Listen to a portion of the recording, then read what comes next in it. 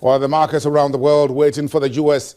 Federal Reserve to take key 5 interest rate decisions today, the Morgan Stanley Capital International Index, what we call the MSCI, emerging markets up about 1 2/10% early today on the back of that news. Meanwhile, U.S. crude started to decline on the news that the Congress will today decide whether to lift U.S. 40-year ban on crude oil export.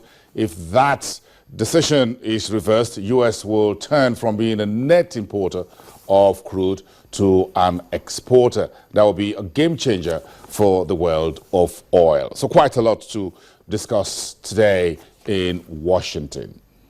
Meanwhile, entrepreneurs from across the Middle East and North Africa were in Cairo for a 2-day event where they had the opportunity to pitch their ideas to some of the biggest names in the field. The summit hopes to shed light on the importance of entrepreneurship and the role it can play in creating a parallel economy in Egypt. Thousands attended the Rise Up Summit in downtown Cairo, an event aimed at connecting young entrepreneurs, small business owners, investors and venture capitalists.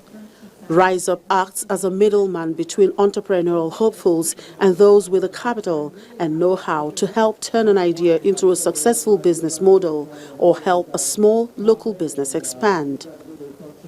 Founded by Abdul Hamid Sharara in 2013, the summit was held for the first time during a period of political instability in Egypt, following the ouster of Islamist President Mohamed Morsi, and was attended by a couple of thousand people.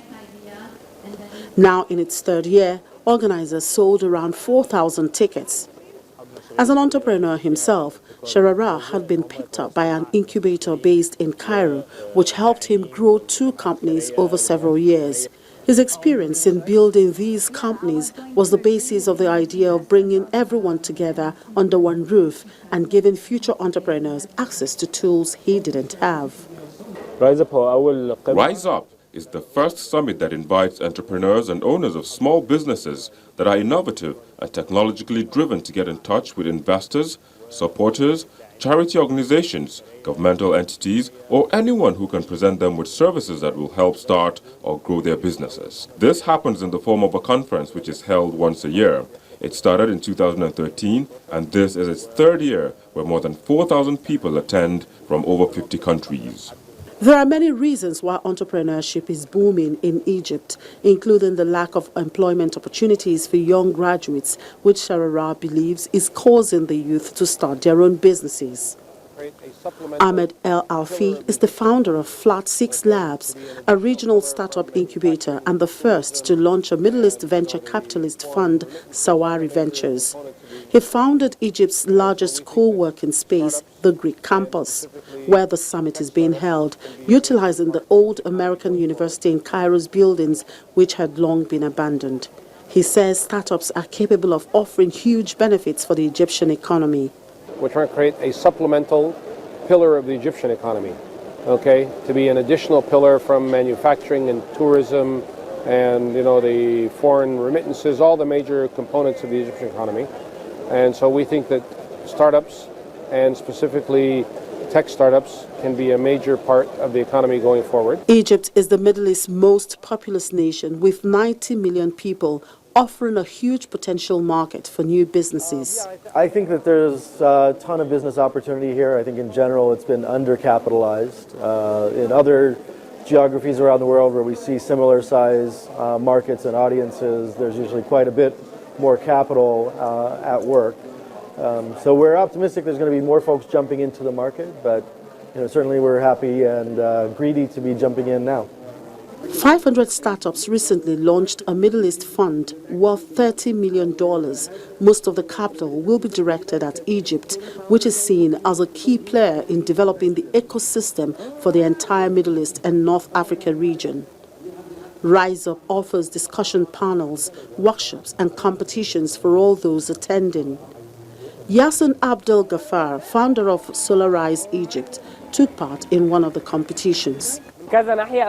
From many ways, it helps me gain the skills and talent I need to grow my company outside of the local framework and into a more regional or global framework. Secondly, there is a huge number of investors and people interested in hearing new ideas or starting their own business. There are also other companies in similar fields to our own that we can build cooperations with. There are many people doing workshops and ideas on how to pitch to investors, how to raise the value of my company, and of course, the most important thing is the investors who can invest in my business and help it grow, opening up several other doors.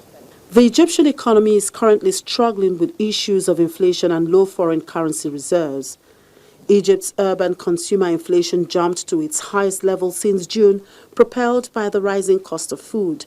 But analysts say recent state interventions is likely to make the increase short-lived.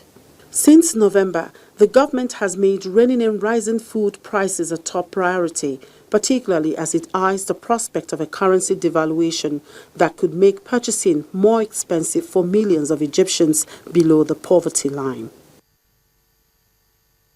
Thank you all for watching. Now we hope you enjoyed the program today. I am Bosun Amofaye. I'll see you again.